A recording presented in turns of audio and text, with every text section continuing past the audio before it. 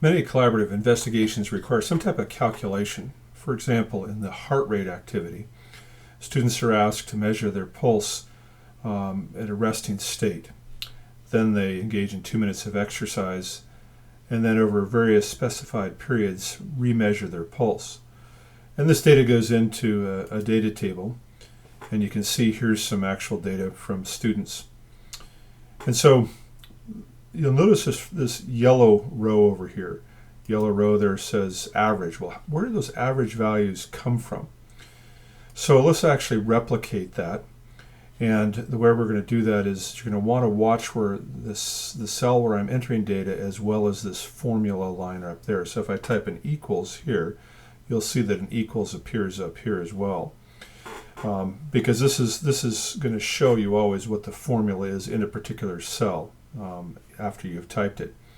So in this case, I'm interested in the maximum, so I'll just type in there max, and I'm prompted for what additional arguments to enter. In this case, I'm going to put the parentheses of the range, and so by selecting the range, I just select on the first cell and drag down. Now, alternatively, I could have typed E13, E colon E18, as you see here, or as you see right up there. When I press enter, it does the calculation for me. I could do the same thing over here, but since it's going to be essentially the same calculation, I want to save some effort by just copying it in a relative fashion. So right now it reads equals max E3 of the range of E3 to E18. Again, you can see the dotted line showing that, and it's going to say what's the maximum value in that range.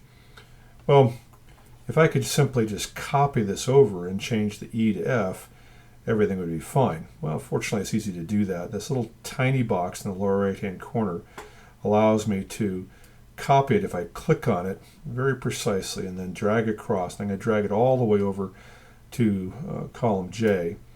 And you can see now that it's indeed doing the calculations for us. And so it didn't copy over the formula relative to resting pulse, but according to the column in which the data appeared. Now, let's just repeat the process with minimum. So I'll say equals min, and then parentheses, once again the range, hit in parentheses, and enter. And again, to copy it, just select the cell that I want as my reference cell and just drag it across. Click and drag. One more time. We'll do equals average and put a beginning parentheses and choose my range as before in parentheses, and then click on that cell, drag that little box all the way across. And so now you see that how easy it is to do those calculations for maximum, minimum, average, and other things as well. Now, sometimes we don't want a relative copy, we want an absolute copy. So, for example, let's say we wanted to express the resting pulse as a percent of the overall maximum. In other words, what was the overall maximum in this? Well, let's first calculate what that overall maximum is, and I'm going to click on this cell and say equals, and I'll put here max, beginning parentheses, and I'm going to draw across this entire section here. So I'm highlighting that entire region, saying from E3 to J18, in the parentheses, enter, and now we can see the highest value that was achieved there was 190 by Anna in column I. You can see right there. That's probably an erroneous value right there, because her pulse probably didn't go up over time.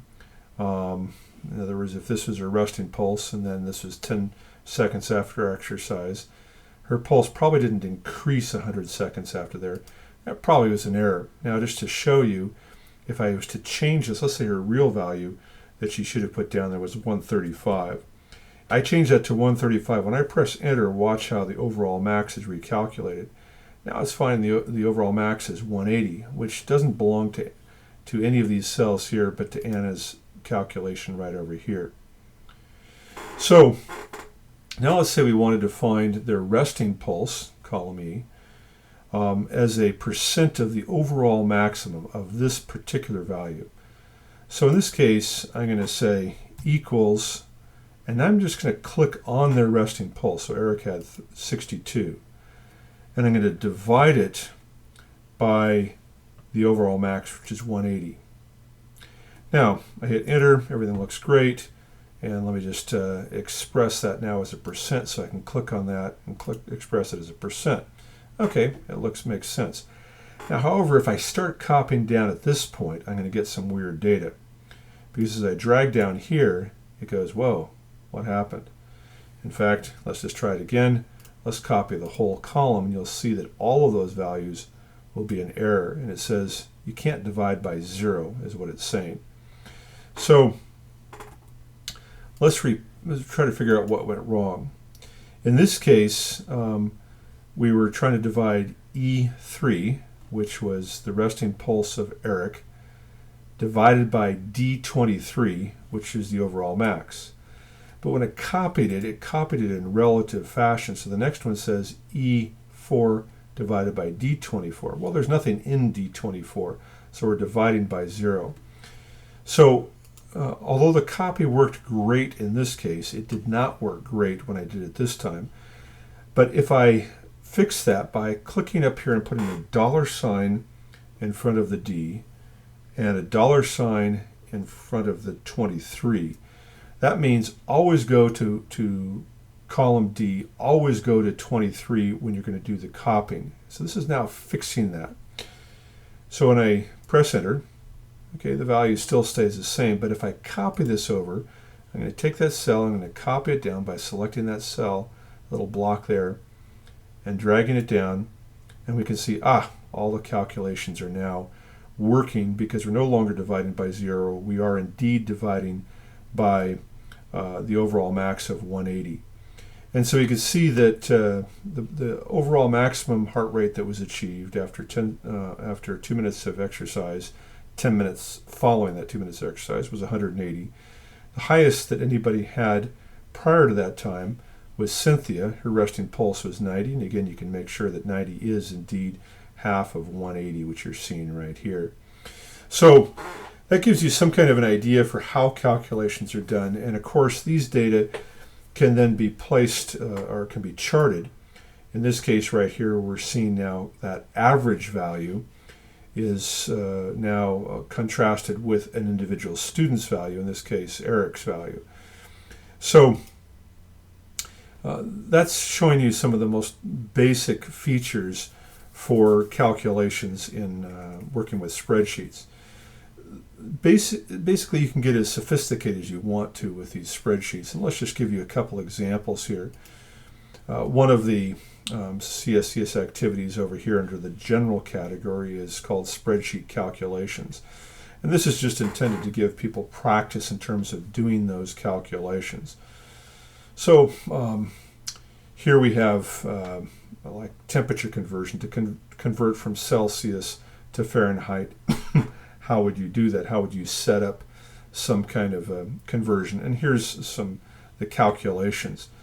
Now, if you were to click on that particular activity, you will see that there's a spreadsheet that you can load, and then you can practice in the spaces off to the right.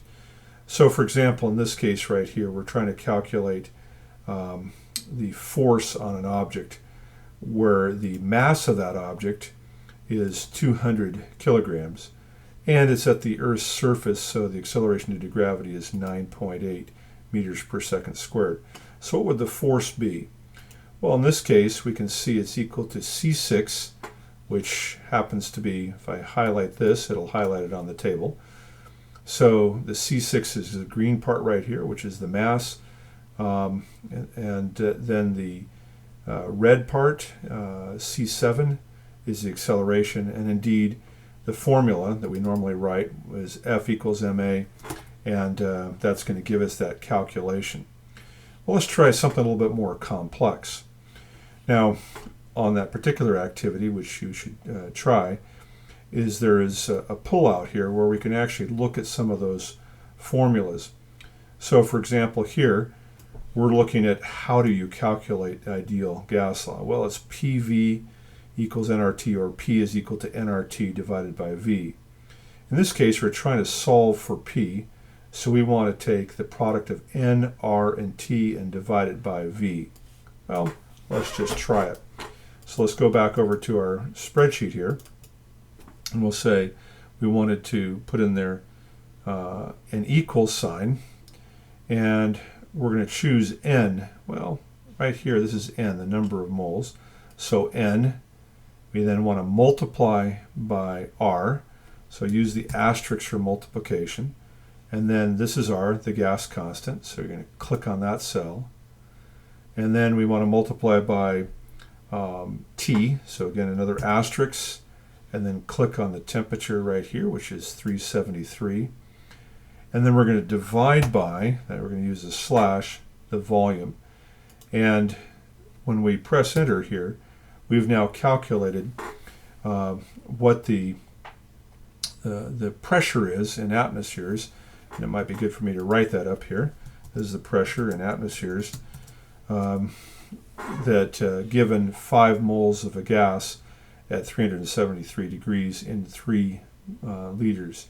Now let's just see what happens here. First of all, let's round this again. So we'll choose the cell there and then adjust the number format. And so I will just say, let's just round it to a single value here. So I want you to watch this cell. So let's go ahead and change that to yellow now, so it's easy to see. When I start to change a cell over here, so let's say that we have this, we have 5 moles of gas at 373 degrees Kelvin and a volume of 3 liters. Let's say we double the volume. What effect does that have on the pressure? So in other words, we take the same mass, but we simply expand it to twice the volume. So let's change it to 6, press enter, and we can see, oh wow, it halved the pressure, which is what you would expect. If you have twice the volume, we'd expect half the pressure. Well, let's say if I double the moles, let's go from 5 to 10. In other words, put twice as many molecules back into that container. Indeed, it should double, and it certainly does.